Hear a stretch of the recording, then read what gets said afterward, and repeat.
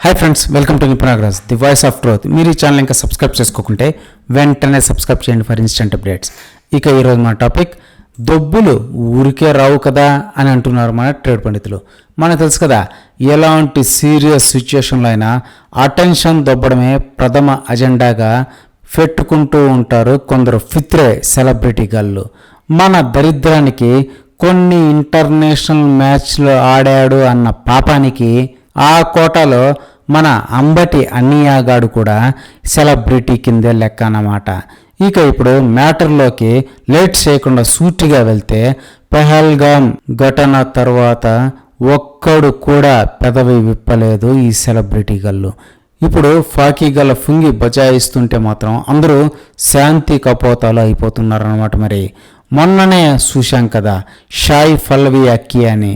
అప్పట్లో తన విరాట పర్వం అనే సినిమా ప్రమోషన్స్ కోసం ఫాకీ గలని దేశభక్తులను చేసేసి మన ఇండియన్ ఆర్మీని టెర్రరిస్టులను చేసేసింది ఈ అక్కియ. ఇదే పని గనక పాకిస్తాన్లో చేసి ఉంటే అక్కియ గాల్లో గాలిపటం అయ్యేది. మరి ఆమె లక్కీ ఏంటంటే ఇండియాలో పుట్టడం అన్నమాట. ఇక ఆమె తర్వాత ఈ మధ్యనే వృద్ధ మ్యూజిషియన్ గాడు మన ఏఆర్ రెహమాన్ అంకుల్ వచ్చేసి తన ట్విట్టర్ అకౌంట్లో ఒక శాంతి కపోతాన్ని బలవంతంగా ఎగరేసి వెళ్ళాడనమాట. పెహల్గామ్ అటాక్ పైన ఒక్క మాట కూడా మాట్లాడడానికి బాల్స్ లేని ఈ హౌలేకే బాల్ అంకుల్ గాడు కూడా ఇప్పుడు పాకిస్తాన్ పైన జరుగుతున్న అటాక్ని తట్టుకోలేక ఒక శాంతి కపోతాన్ని ఎగరేశాడన్నమాట. సరే, పైన చెప్పుకున్న ఇద్దరు అంటే సెలబ్రిటీలు, ఏదో అంతో ఇంతో వాళ్ళ ఫీల్డ్స్లో ఫీకారు కాబట్టి ఓకే అనుకుందాం. కానీ ఈ అంబటి అన్నయ్యగాడు ఏం ఫీకాడని సలహాలు, శాంతి కపోతాలు, వరల్డ్ పీస్ లాంటి కొటేషన్లు చెప్తున్నాడు మాకు అని విస్తుపోతున్నారు మన ట్రేడ్ పండితులు.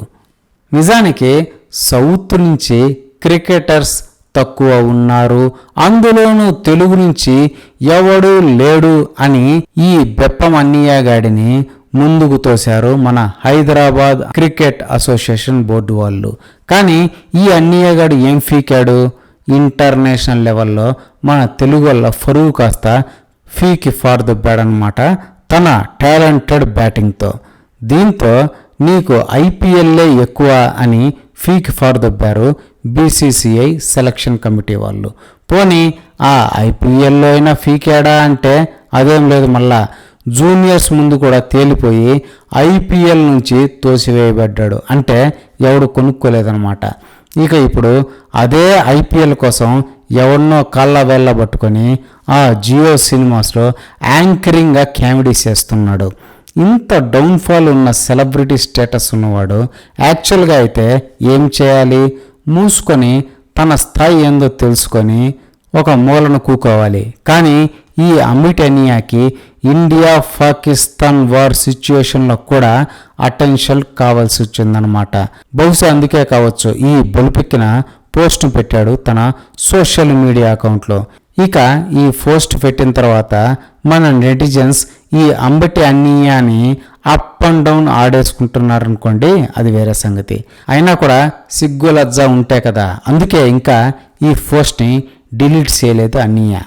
కెరీర్ దొబ్బగానే సిగ్గు ఎగ్గు లేకుండా దేశ సేవ కోసం అంటూ వైసీపీలో జాయిన్ అయిన ఈ అంబటి అన్నయ్య నుంచి ఇంతకంటే చీప్ ఎక్స్పెక్టేషన్ ఎవడు మాత్రం ఏం చేయగలడు చెప్పండి అని అంటున్నారు మన ట్రేడ్ పండితులు సైతం. ఇదే ఫ్రెండ్స్ ఈరోజు టాపిక్. ఇలాంటి లేటెస్ట్ అండ్ ఇంట్రెస్టింగ్ టాపిక్స్ కోసం please subscribe to Nipunagraj the voice of truth, and please like, share and comment this video with your valuable opinions. See you again.